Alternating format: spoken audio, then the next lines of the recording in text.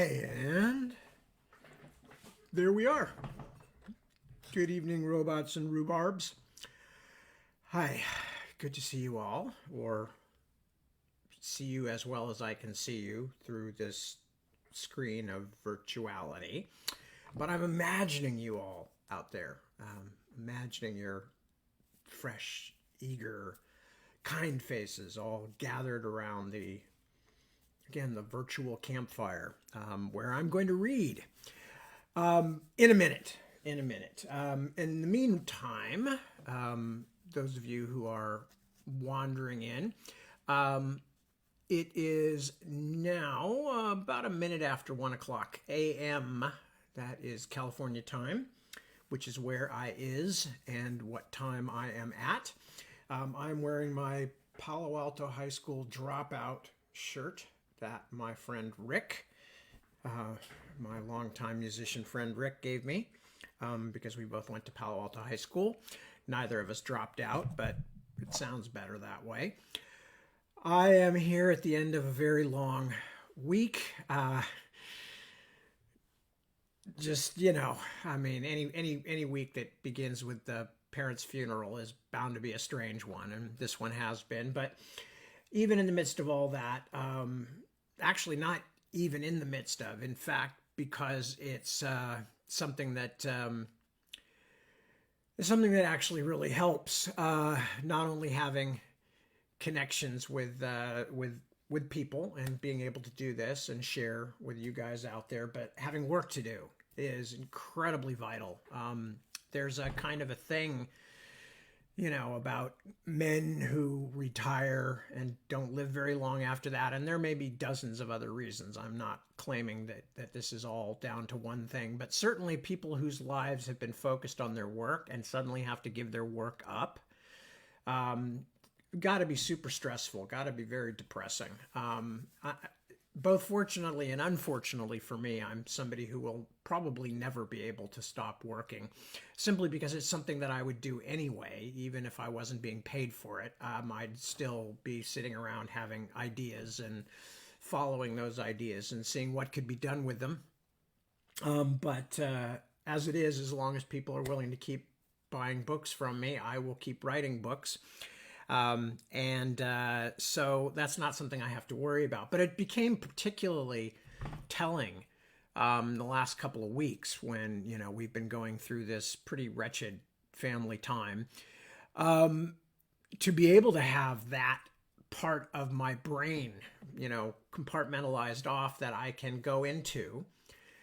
Which doesn't mean I'm not aware of the other things that are going on around me or that they're not affecting me, because, obviously that's not the case, but it certainly makes a huge, huge difference to be able to have a place to go, have something to put the brain to work on, and of course the kind of stuff that I do is, the influences wash in and wash out. So it's not like I am completely compartmentalized, because everything that happens in my life washes through my fiction in some way or another. But simply because of having something, and the endings of books in particular, and this book in extra particular, requires a great deal of, as I refer to it, tile puzzling, which again are those little puzzles that you push around with your thumb trying to get the numbers, moved around. And, you've only got one slot, so you have to keep moving things back and forth and put one in and take another one out and move it around, and et cetera, et cetera. So it's very useful to have stuff like that at a time like this, because it really does occupy a huge amount of brain space, for which I am extremely grateful. Anyway, so I have been working. I probably during the last 2 weeks, I don't know how much I've written, but a goodly amount for me. I mean, good 80 pages, maybe more. Yeah, roughly, about that much, which is a good couple of working weeks for me. And considering it's been happening in the midst of all this other stuff, you can see that it's something that I've also been using as a refuge. Anyway, so just thought I would pass that along. Don't want to go into a huge amount of details about anything else, but it's still interesting times. That said, I am very grateful for not just distractions, but friendships as well. So before I start reading tonight, I am going to check in and see who has shown up so far and who has checked in to say hello. So, oh, and I saw Kristen, you asked about what the shirt said. Let me lift it up. It says Palo Alto High Dropout.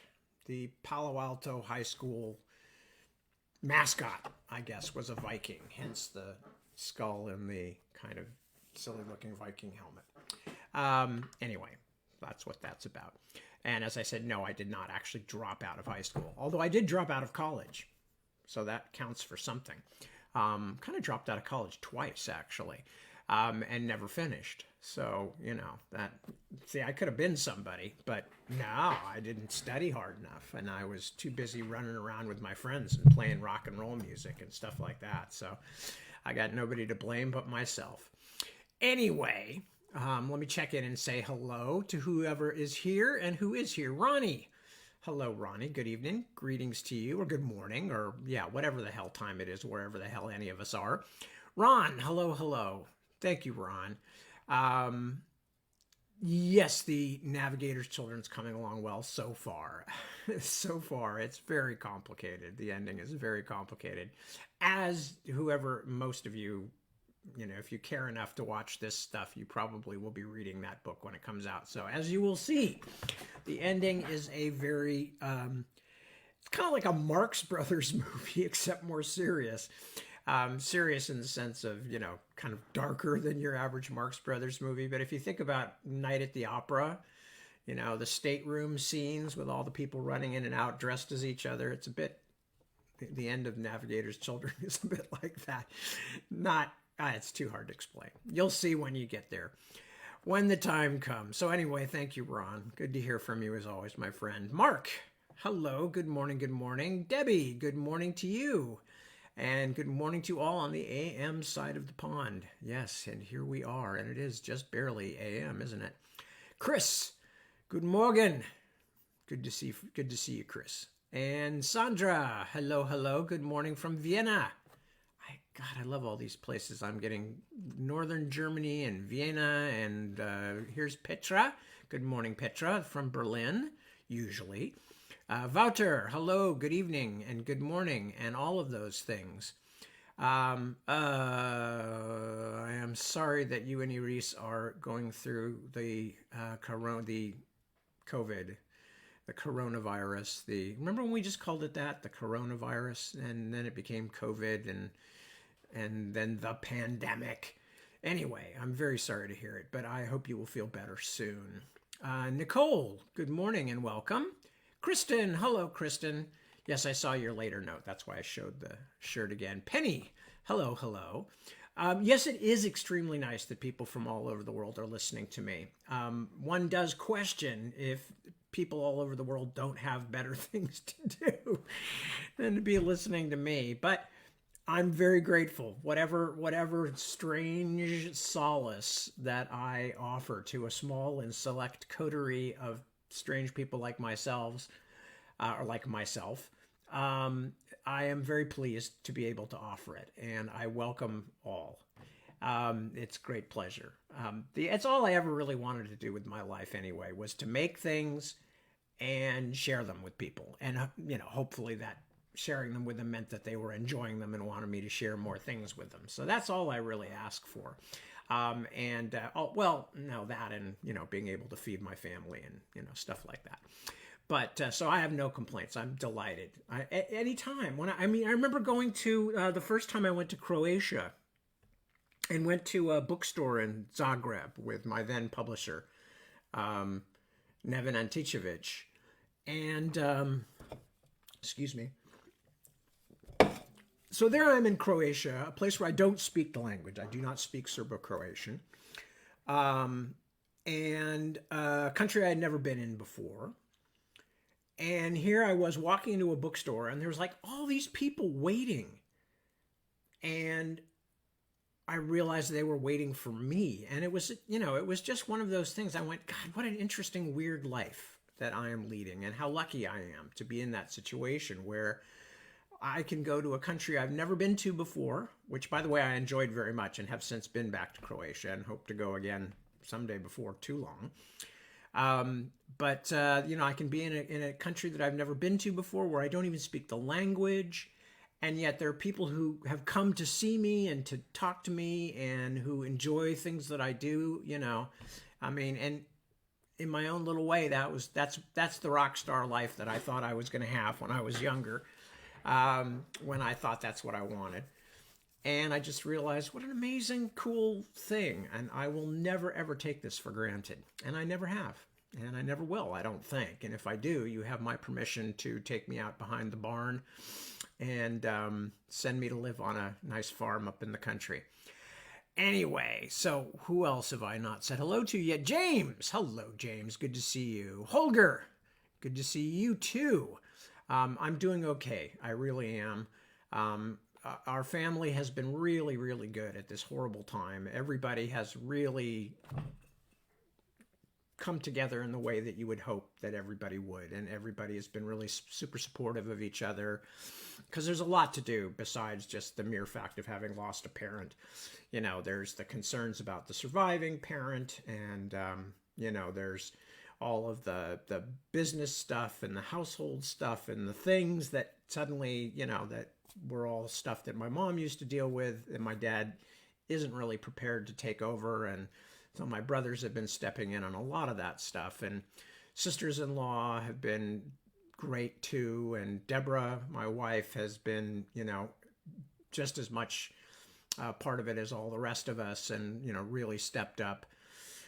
So, that part has been very helpful. I'm still putting off a lot of the morning. It hits me in odd moments. My mom was a tremendous influence on me in a number of ways.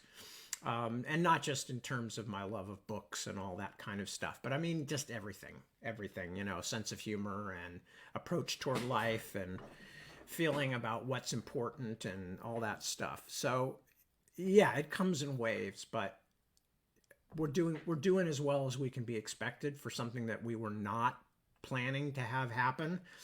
It was a bit of a surprise, and obviously not a good one, but we're doing okay. We're doing okay as a family and as a group, and I'm doing okay as a person, but I appreciate all the kindness and support that I've had from people. So what else who have I not said to? Christina. I said hello to Petra. This is Christina. Hello, Christina. And you finished Narrow Dark, and you think it's amazing. Thank you so much. That really does make me feel good. Because my books are me, in a lot of ways. Not as badly as they are for some writers who did nothing else ever but just started writing when they were really young. I've always done a lot of different kinds of things, so I don't think I take criticism as personally. Although I still hate it. I hate it like Gollum hates Baggins's. Negative criticism, that is. It's always a delight to have somebody, say that they enjoyed something, that it was meaningful to them. So thank you. I appreciate that. Who else? Jessica. Good morning. Yes, you did wake up in time. And if I get done saying hello to everybody, then I may actually get some reading done that you will have gotten up in time for. Winter. Hello, Winter. Good to see you. Hope things are good in Wellington, assuming you're still in Wellington. Hertie, checking in from a very rainy Sunday. Yeah, we're supposed to get a storm through here. We've had lovely, moderate weather the last 6 or 7 days. But they say storms are coming. And God knows, any rain we can get here, we need it. California, as you probably know, is in major drought. And major drought actually is not just the problem of the drought itself, but it exacerbates the tendency for wildfires, which, to be honest with you, is something that Deb and I worry about much more here in California, where we live, than we do about earthquakes.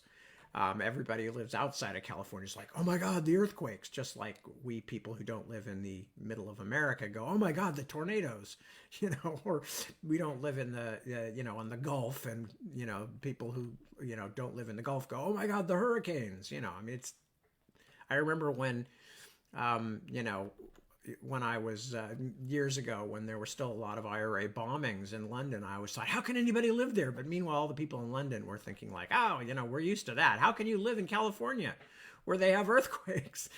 So everybody has their version of, you know, something they can't imagine why somebody doesn't just move away.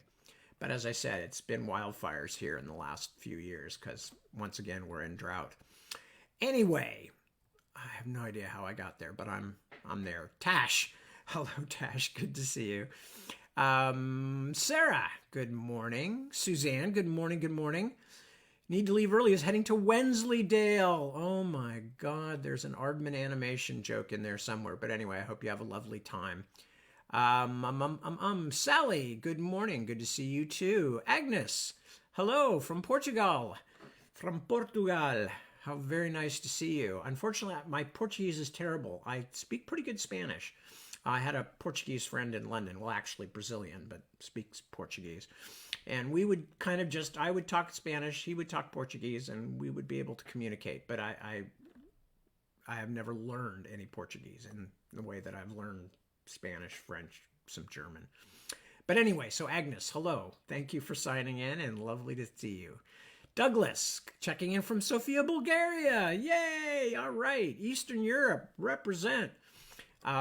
Just after I was talking about Croatia, too.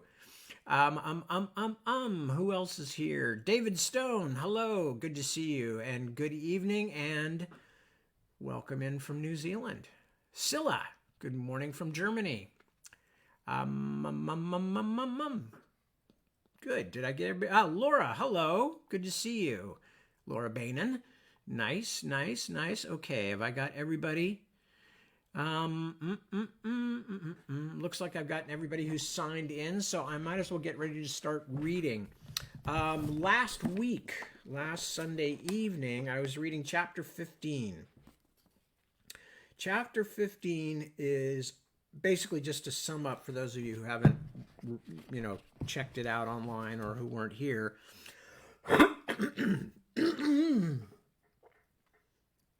Strange noises.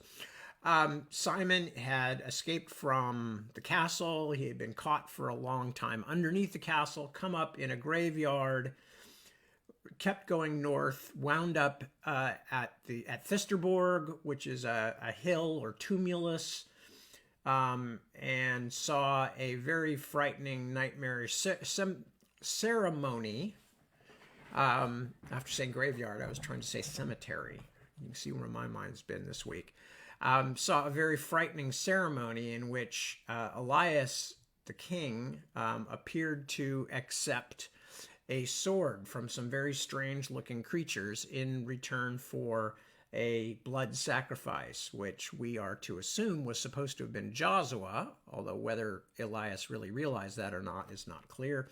But in fact turned out to be Count Breugar instead, who was supposed to be the one who would prevent Simon and Joshua from escaping the castle, and failed, and so paid the price. A ceremony not just with the king, but also with Priorides, of course. Anyway, so I think that was... So, and so then Simon woke up the next day, kept going, trying to get further away from the castle, trying to figure out what he was going to do. Hungry, wandering, lost, found his way into a small town, a small village, saw their what we would think of as May Day celebrations, met up with Kadrak, the monk who he had met earlier in the book, and realized when Kadrak tried to scam him that Kadrak had been the one who had stolen his purse that Simon thought he had lost back in that earlier chapter. And so Simon, the innkeeper, is going to beat them both up. Kadrak goes on the run, and Simon somehow manages to escape from the angry innkeeper. So that's where we were at the end of chapter 15. So now we start chapter 16, titled The White Arrow. It's not fair, Simon sobbed for perhaps the 100th time, throwing his fist against the wet ground. Leaves stuck to his reddened knuckles. He did not feel the least bit warmer. Not fair, he murmured, curling back into a ball. The sun had been up for an hour, but the thin light brought no heat. Simon shivered and wept. And it wasn't fair. It wasn't at all. What had he done that he should be lying damp, miserable, and homeless in the Aldhart forest while others were asleep in warm beds or just risen to bread and milk and dry clothes? Why should he be hunted and chased like some filthy animal? He had tried to do what was right, to help his friend and the prince, and it had made of him a starveling outcast. But Morghennes got far worse, didn't he? A part of him pointed out contemptuously. The poor doctor would probably shift places with you gladly. Even that, though, was beside the point. Dr. Morghennes at least had possessed some idea of what was involved, of what might happen. He himself had been, he thought disgustedly, as innocent and stupid as a mouse who goes out of doors to play tag with the cat. Why does God hate me so? Simon wondered, sniffling. How could Pt.18, who the priest said watched over everyone, have left him to suffer and die in the wilderness like this? He burst out in fresh weeping. Rubbing his eyes some time later, he wondered how long he had been lying there staring at nothing. He pulled himself up, moving away from the sheltering tree to shake the life back into his hands and feet. He returned to the tree long enough to empty his bladder, then stalked sullenly down to the tiny stream to drink. The merciless ache in his knees, back, and neck rebuked him with every step. Damn everyone to hell, and damn the bloody forest, and God too, for that matter. He looked up fearfully from his chill handful of water, but his silent blasphemy went unpunished. When he had finished, he moved upstream a short distance to a place where the stream eddied out into a pool, and the turbulent waters were smoothed. As he crouched, staring at his tear-rippled reflection, he felt a resistance at his waist that made it difficult to bend over without steadying himself with his hands. The doctor's manuscript, he remembered. He half stood, pulling the warm, flexible mass out from between pants and shirt front. His belt had smashed a crease the length of the whole bundle. He had carried them so long that the pages were molded to the curve of his belly like a piece of armor.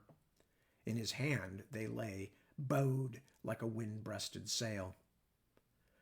The top page was smeared and caked with dirt, but Simon recognized the doctor's small, intricate script. He had been wearing the thin armor of Morghennes' words. He felt a sudden fierce pang, like hunger, and put the papers gently aside, returning his gaze to the pool. It took a moment to separate his own reflection from the bands and blotches of shadow cast on the water's surface. The light was behind him. His image was largely silhouette, a dark figure with only the suggestion of features along the illuminated temple, cheek, and jaw. Twisting his head to catch the sun, he looked from the corner of his eye to see a hunted animal mirrored in the water, its ear tilted as though listening for pursuit, hair a tangled hedge of tufts, neck angled in a way that spoke not of civilization but of watchfulness and fear. He quickly gathered up the manuscript and walked up the stream bank. I'm completely alone. No one will take care of me ever again. Not that anyone ever did. He thought he could feel his heart breaking within his chest.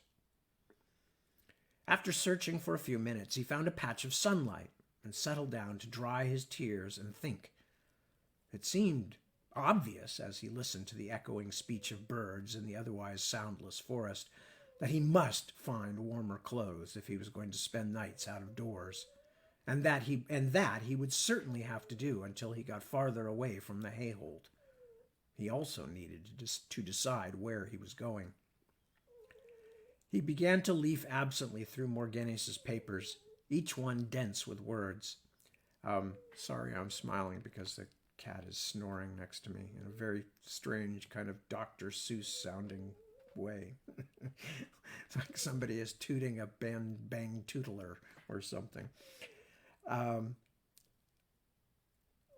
He began to leaf absently through Morganes's papers, each one dense with words. Words! How could anyone think of so many words at one time, let alone write them down? It made his brain hurt just thinking about it.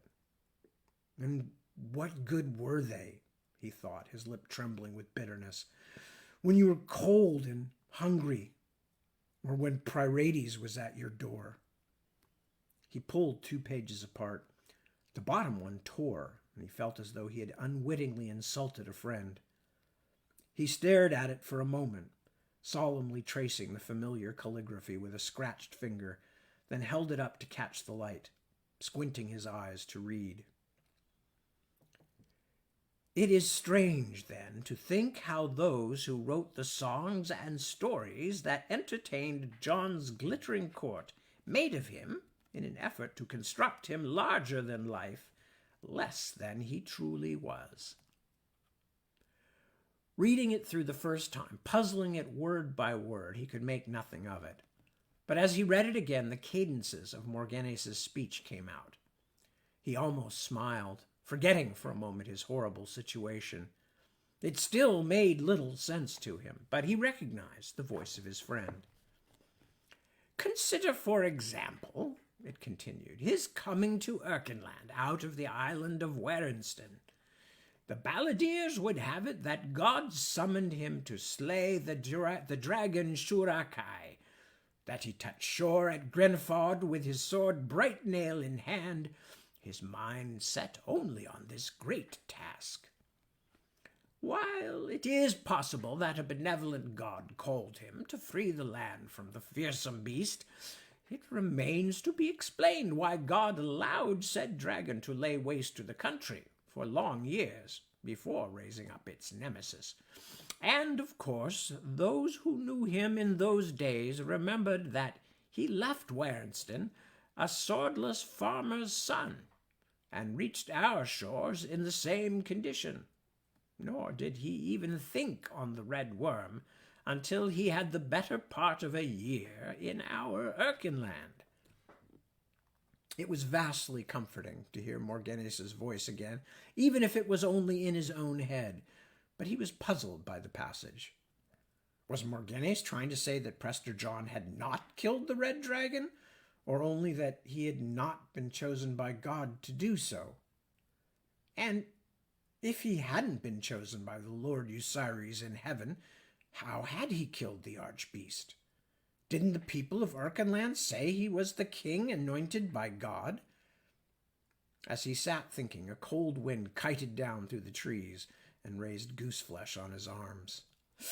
Aidan, curse it, I must find a cloak or something warm to wear, he thought, and decide where I'm going instead of sitting here mooning like a half-wit over old writings.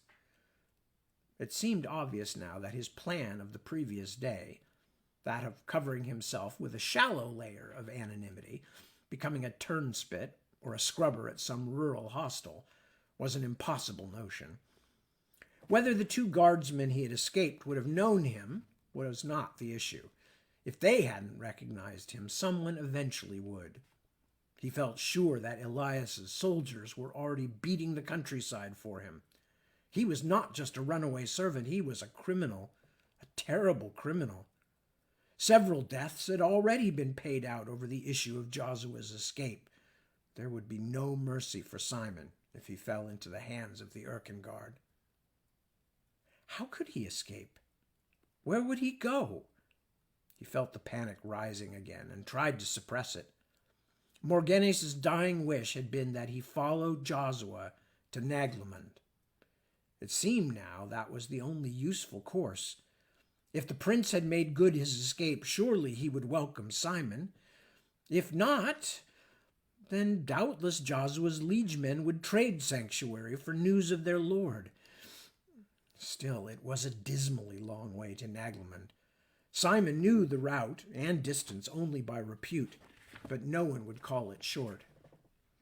If he continued to follow the old forest road west, eventually it would cross the Weldhelm Road, which ran northward along the base of the hills from which it took its name. If he could find the Weldhelm Way, he would at least be headed in the right direction. With a strip torn from the hem of his shirt, he bound the papers up, rolling them into a cylinder and wrapping the cloth around it, tying it with a careful twist of the ends. He noticed that he had neglected a page. It lay to one side, and as he picked it up, he saw that it was the one his own sweat had smeared. In the blur of ruined letters, one sentence had escaped. The words leaped out at him. If he was touched by divinity, it was most evident in his comings and goings, in his finding the correct place to be at the most suitable time and profiting thereby. It was not exactly a fortune-telling or a prophecy, but it strengthened him a little and hardened his resolve. Northward it would be, northward to Naglman. A prickly, painful, miserable day's journey in the lee of the old forest road was salvaged in part by a fortuitous discovery. As he stilted through the brush, skirting the occasional cottage that crouched within hailing distance of the road, he caught a glimpse through the chink in the forest cover of a treasure beyond price, someone's untended washing. As he crept toward the tree, whose branches were festooned with damp clothes and one rank, sodden blanket, he kept his eye on the shabby, bramble-thatched cabin that stood a few paces away.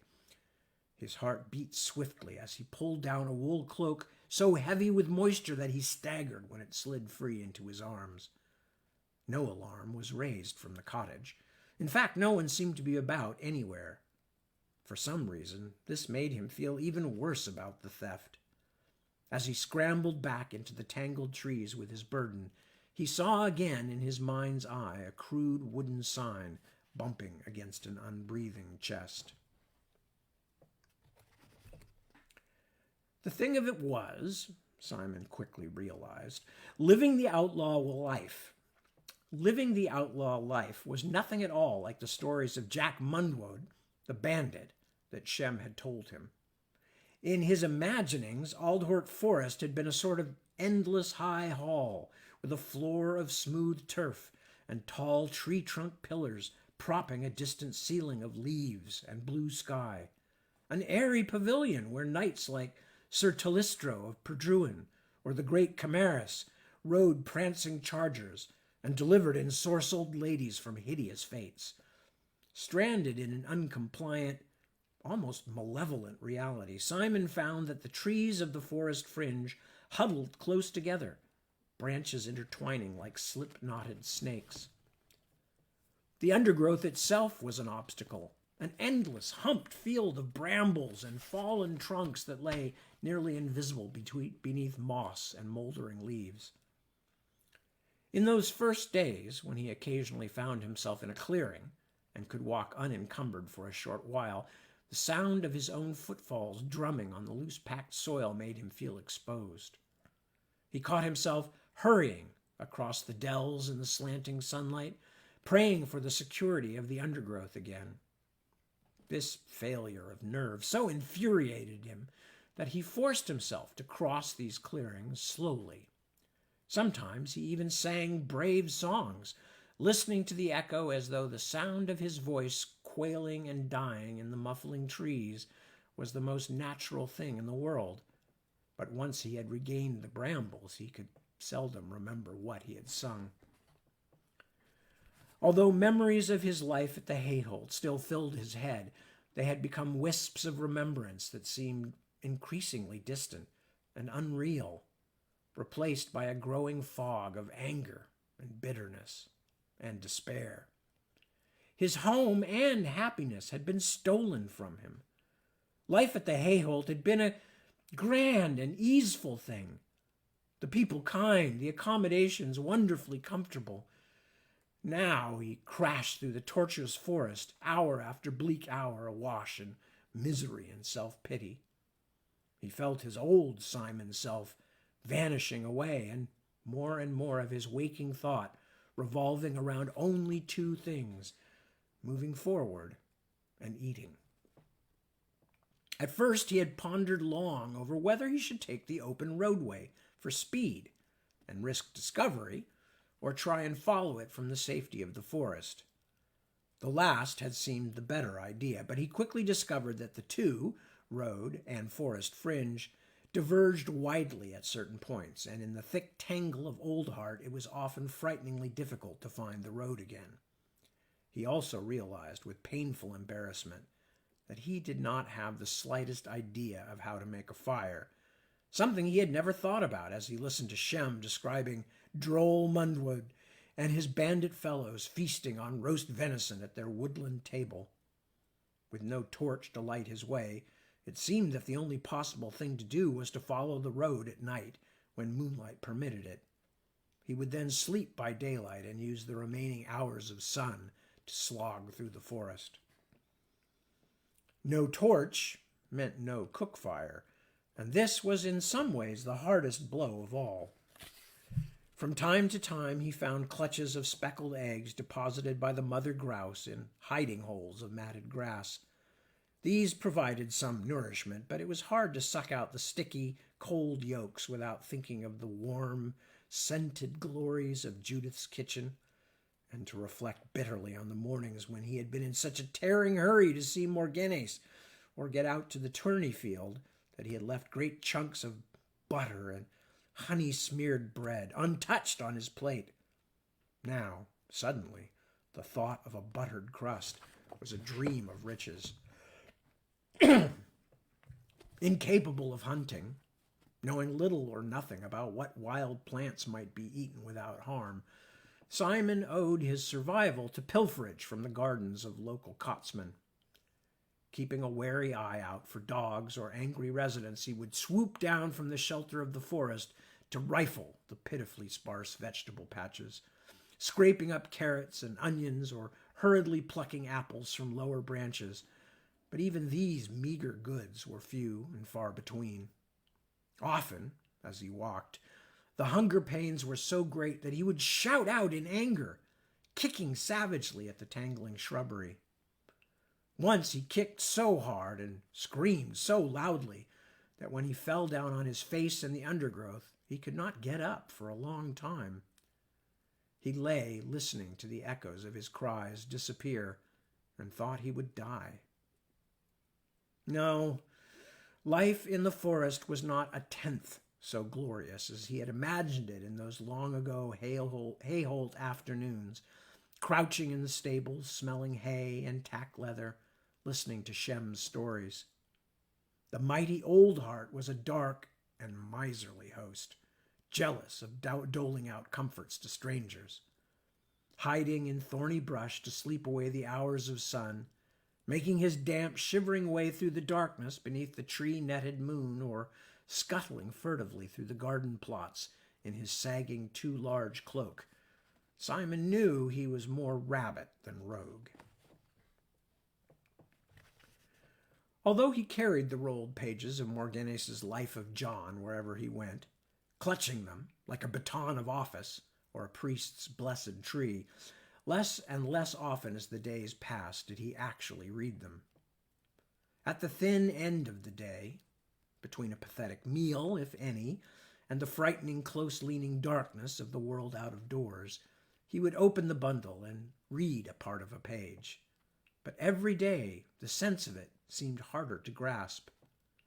One page, on which the names of John, Ailstan, the Fisher King, and the dragon Shura Kai were prominent, caught his mayfly attention. But after he had read it through 4 times, struggling, he realized that it made no more sense to him than would the year lines on a piece of timber. By his 5th afternoon in the forest, he only sat, crying softly, with the pages spread on his lap. He absently stroked the smooth parchment, as he had once scratched the kitchen cat uncountable years ago in a warm, bright room that smelled of onions and cinnamon. A week and a day out from the Dragon and Fisherman, he passed within shouting distance of the village of Sistan, a settlement only slightly larger than Flett. The twin clay chimneys of Sistan's roadhouse were smoking, but the road was empty, the sun bright.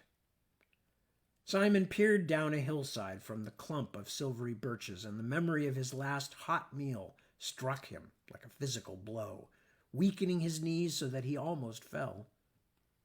That long, lost evening, despite its conclusion, seemed almost like Dr. Morganes's one-time description of the pagan paradise of the old Rimmersgarders.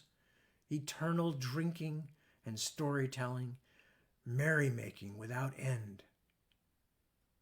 He crept down the hill toward the quiet roadhouse, hands trembling, forming wild plans of stealing a meat pie from an unguarded windowsill or slipping in a back door to pillage the kitchen. He was out of the trees and halfway down the slope when he suddenly realized what he was doing, walking out of the woods at unshadowed noon, a sickened, feverish animal that had lost its self-protective instincts. Feeling suddenly naked, despite his bramble-studded wool cloak, he froze in place, then whirled and scrambled away, back up to the swan-slim birch trees. Now even they seemed too exposed. Cursing and sobbing, he clambered past to the thicker shadows, drawing Oldheart around him like a cloak. 5 days west of Sistan, the begrimed and famished youth found himself crouched on another slope, peering down into a forest dell at a rough, split-log hut. He was sure as he could be with his thoughts so piteously scattered and fragmented, that another day without real food or another solitary night spent in the chill, uncaring forest would leave him truly and finally deranged. He would become completely the beast he more and more frequently felt himself to be. His thoughts were turning foul and brutish.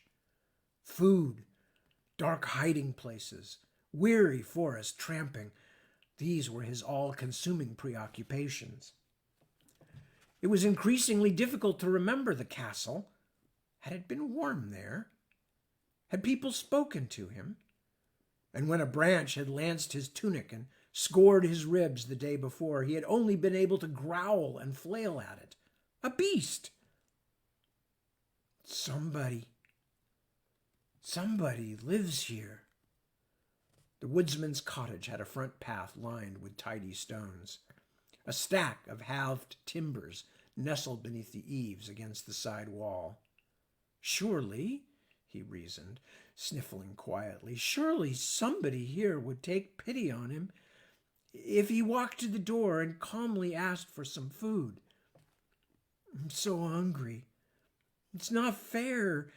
It's not right. Somebody must feed me. Somebody. He went slowly down the hill on stiff legs, his mouth gaping open and closed. A flagging recollection of the social contract told him that he must not frighten these rustic people, these suspicious woodfolk in their tree-tiered hollow. He held his empty palms before him as he walked, pale fingers thrust wide apart in a dumb show of harmlessness. The cottage was empty, or else the inhabitants were simply not responding to his sore-knuckled knocking. He walked around the little hut, dragging his fingertips along the rough wood. The single window was shuttered with a wide plank. He rapped again, harder. Only hollow echoes answered.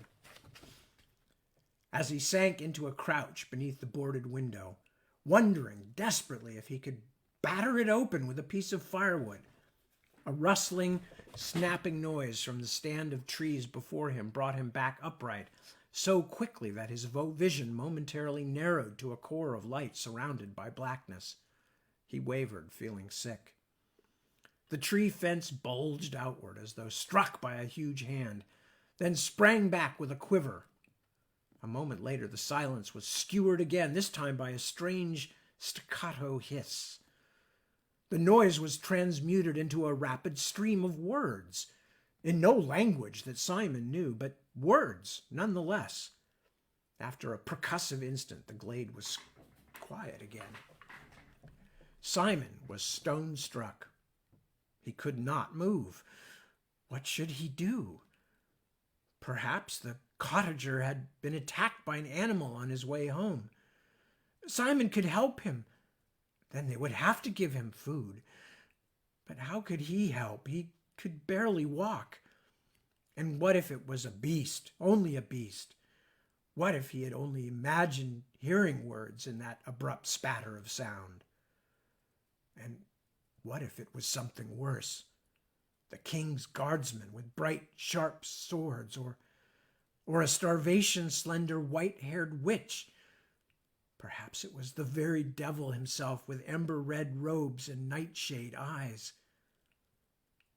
Where he found the courage, even the strength, to unbend his rigid knees and walk forward into the trees, Simon could not say. If he had not felt so ill and so desperate, he might not have. But he was ill and starved and as dirty and lonely as a Niskadu jackal. Wrapping his cloak tightly about his chest, holding the furl of Morganes's writings before him, he limped toward the copse. In the trees, the sunlight fell unevenly, strained through a sieve of spring leaves, dotting the forest floor like a scatter of fiving pieces. The air seemed taut as held breath. For a moment he saw nothing but dark tree shapes and slivers of lancing daylight. In one spot the shafts were jigging fitfully. He realized a moment later that they shone on a struggling figure. As he took a step forward, the leaves whispered beneath his foot, and with that sound the struggling ceased. The hanging thing, it dangled fully a yard off the spongy ground, lifted its head and stared at him. It had the face of a man, but the merciless topaz eyes of a cat. Simon leaped back, his heart tipping in his chest. He flung out his hands, fingers spread wide as though to block out the sight of this bizarre gallows bird. Whatever or whoever he was not like any man Simon had seen. Still, there was something achingly familiar about him, as from a half-remembered dream. But so many of Simon's dreams were now bad ones. What a strange apparition! Although caught in a cruel trap, pinioned at waist and elbows by a noose of snaky black rope, and hanging from a bobbing branch out of reach of the earth, still this prisoner looked fierce, unhumbled, a treed fox who would die with his teeth at a hound's throat. If he was a man, he was a very slender man. His high-cheeked, thin-boned face reminded Simon for a moment, a horrifyingly cold moment, of the black-robed creatures on Thisterborg. But where they had been pale, white-skinned as blind fish, this one was golden brown like polished oak. Trying to get a better look in the dim light, Simon took a step forward. The prisoner narrowed his eyes, then skinned back his lips, baring his teeth in a feline hiss. Something in the way he did it, something inhuman about the way his quite human face moved, told Simon in an instant that this was no man trapped here like a weasel. This was something different. Simon had moved closer than was prudent, and as he stared into the flecked amber eyes, the prisoner lashed out, bringing cloth-booted feet up into the youth's ribcage. Simon, though he had seen the momentary backswing and anticipated the assault, still received a painful blow in the side. So swift was the prisoner's movement. He stumbled back, glowering at his attacker, who scowled horribly in return. As he faced the stranger across the span of a man's height, Simon watched the somehow unnatural muscles draw the mouth open in a sneer, and the Sitha, for Simon had realized suddenly, as if someone had told him that this hanging creature was exactly that, the Sitha spat out a single awkward word in Simon's Westerling tongue. "Coward!" Simon was so angered by this that he nearly charged forward, starvation and fear and aching limbs notwithstanding, until he realized that this was just what the Sith's oddly accented jibe had been meant to accomplish. Simon pushed down the pain of his kicked ribs, folded his hands over his chest, and stared at the trapped Sitha man. He had the grim satisfaction of seeing what he felt sure was a squirm of frustration. The fair one, as Rachel had always superstitiously referred to the race, wore a strange soft robe and pants of a slithery brown material only a shade darker than his skin. Belt and ornaments of shiny green stone contrasted most wonderfully with his hair, lavender blue, like mountain heather, pulled back close against his head by a bone ring, dangling in a horsetail behind one ear. He seemed only slightly shorter, although much thinner, than Simon, but the youth had not seen himself recently in any reflection but murky forest pools. Perhaps now he too looked this scrawny and wild. But even so, still there were differences, not quite definable things, bird-like motions of the head and neck, an odd fluidity in the pivoting of joints, an aura of power and control that was discernible even while its possessor hung like an animal in the crudest of traps. This Sitha, this dream haunter, was unlike anything Simon had known. He was terrifying and thrilling. He was alien. "I don't want to hurt you," Simon said at last, and realized he was speaking as though to a child. "I didn't set the trap." The Sitha continued to regard him with baleful crescent eyes. "What terrible pain he must be hiding," Simon marveled. "His arms are pulled up so far that I would be screaming if it were me." Protruding above the prisoner's left shoulder was a quiver, empty but for 2 arrows. Several more arrows and a bow of slim dark wood lay strewn on the turf beneath his dangling feet. "If I try to help you, will you promise not to hurt me?" Simon asked, forming his words slowly. "I'm very hungry myself," he lamely added. The Sitha said nothing, but as Simon took another step, he coiled his legs up before him to kick. The youth retreated. "Be damned!" Simon shouted. "I only want to help you." But why did he? Why let the wolf out of the pit? "You must," he began, but the rest of his words were snuffed out as a large dark form came swishing and crackling out of the trees toward them. "Ah! Here it be, a deep voice said. A man, bearded and dirty, waded into the little clearing. His clothes were heavy and much mended. In his hand he swung an axe. "Now then, you—" He stopped when he saw Simon huddled against a tree. "Here," he growled. "Who be you? What are you about?" Simon looked down at the pitted axe blade. I'm just a traveler. I heard a noise here in the trees." He waved his hand toward the odd tableau. "I found him here in this trap." "My trap," the woodsman grinned. "My damn trap. And there he be, too." Turning his back on Simon, the man looked the dangling Sitha over coolly. "I promise I'd stop their sneaking and spying and souring the milk. That I did." He reached out a hand and pushed the prisoner's shoulder, swinging him helplessly back and forth in a slow arc. The Sitha hissed, but it was an impotent sound. The woodsman laughed. "By the tree, they got fight in 'em, they do. Got fight." What are you going to do with him?" "What do you think, boy? What do you think God'd have us do with sprites and imps and devils when we catch 'em? Send 'em back to hell with my good chopper. That'll tell you." The prisoner slowly stopped swinging, revolving in a lazy circle at the end of the black rope like a webbed fly. His eyes were downcast, his body limp. Kill him? Simon, ill and weak as he was, still felt a cold wash of shock. He tried to marshal his straggling thoughts. You're going to... But you can't. You can't. He's a... What he's not is no natural creature. That's sure. Get away from here, stranger. You're in my bit of garden, as it were, and you got no call to be. I know what these creatures are getting up to.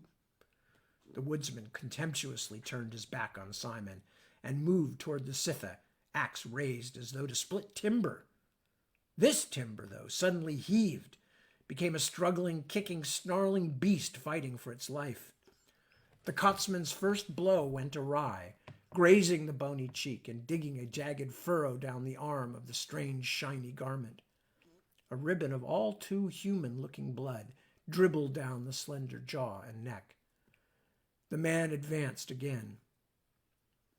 Simon dropped down to his sore knees, looking for something to stop this ghastly struggle, to halt the man's grunting and cursing and the scratchy snarl of the beleaguered prisoner that punished his ears. Groping, he found the bow, but it was even lighter than it had looked, as though strung on marsh reed. An instant later, his hand closed on a half-buried rock. He heaved, and it broke free from the clinging soil. He held it over his head. "Stop!" he shouted. "Leave him be!" Neither combatant gave him even a flicker of notice. The woodsman now stood at arm's length, swiping at his swirling target, landing only glancing blows but continuing to draw blood. The Sitha's thin chest was heaving like a bellows. He was weakening quickly. Simon could not stand the cruel spectacle any longer. Setting free the howl that had been coiling itself within him all through the interminable, terrifying days of his exile, he sprang forward, crossing the tiny clearing in a bound to bring the rock down on the back of the Cotsman's head. A dull smack reverberated through the trees. The man seemed to go boneless in an instant. He pitched heavily forward onto his knees and then his face, a surge of red welling up through his matted hair. Staring down at the bloody wreckage, Simon felt his insides heave. He fell to his knees, retching, bringing up nothing but a sour strand of spittle. He pressed his dizzy head against the damp ground and felt the forest sway and rock about him. When he was able, he stood and turned to the Scythy man, who again dangled quietly in the noose. The snaky tunic was laced with streamers of blood, and the feral eyes were dimmed as though some internal curtain had rolled down to block the light within. As haltingly as a sleepwalker, Simon picked up the fallen axe and traced the taut rope up from the prisoner to where it wrapped around a high limb of the tree, a limb too high to reach. Simon, too numb for fear, worked the nicked blade edge against the knot behind the Scytha's back. The fair one winced as the noose pulled tighter, but made no sound. After a long moment of scraping and rubbing, the slippery knot parted. The Scytha fell to the ground, legs buckling, and tumbled forward onto the motionless woodsman. He rolled away from the mute hulk immediately, as though burned, and began gathering up his scattered arrows. Holding them like a clutch of long-stemmed flowers, he picked up his bow in the other hand and paused to stare at Simon. His cold eyes glinted, stopping the words in Simon's mouth. For an instant, the Scytha, injuries forgotten or ignored, stood poised and tense as a startled deer. Then he was gone, a flash of brown and green that vanished into the trees, leaving Simon gape-jawed and deserted. The spotted sunlight had not finished rippling on the leaves where he had passed when Simon heard a buzz like an angry insect and felt a shadow flit across his face. An arrow stood out from a tree trunk beside him, quivering gradually back into visibility less than an arm's length from his head. He stared at it dully, wondering when the next one would strike him. It was a white arrow, shaft and feathers alike bright as a gull's wing. He waited for its inevitable successor. None came. The stand of trees was silent and motionless. After the strangest and most terrible fortnight of his life, and after a particularly bizarre day, it should not have surprised Simon to hear a new and unfamiliar voice speaking to him from the darkness beyond the trees, a voice that was not the Scytha's, and certainly did not come from the woodsman who lay like a felled tree. "Go ahead to take it," the voice said. "The arrow. Take it. It is yours." Simon should not have been surprised, but he was. He dropped helplessly to the ground and began to cry, great choking sobs of exhaustion and confusion and total despair. "Oh, daughter of the mountains," the strange new voice said, "this does not seem good." And look at that, 1 minute after. Pretty darn good. All righty, my friends. So that's where we're going to wrap for tonight, because that's the end of the chapter. And the next one coming up is chapter 17, Binnabic, but most of you already probably figured that out. So, excuse me, sorry for all the weird rheumatic sounding noises tonight. So with that, I am going to rock on out of here, and I hope all of you will have a good time. If you're not going to be joining me for the 7 o'clock reading, which I certainly understand because it's weird timing for people in other time zones. But obviously you can always access this either on Chris Fab's YouTube channel or on my social media. And I will be back. Otherwise, if you're not here for 7 o'clock, I will be back next week, same time. And you can join me then. And as a matter of fact, I hope you will. And I look forward to it. So once again, thank you very much for being with me. Have a good evening. Have a good morning. Have a good afternoon. Have a good week if you can. You just got to pile those babies up while you can. Have a good week and then have another good week. And before you know it, you've had a good month. Anyway, so take good care of yourselves. Take good care of those around you. Never take any of them for granted. The ones you love, the ones you care about. And also doesn't hurt to do something nice for people that may just be neighbors of yours, but that you don't actually know very well, because you never know what anybody's going through. So with that, I say good night, peace, and I will see you very soon. Thanks.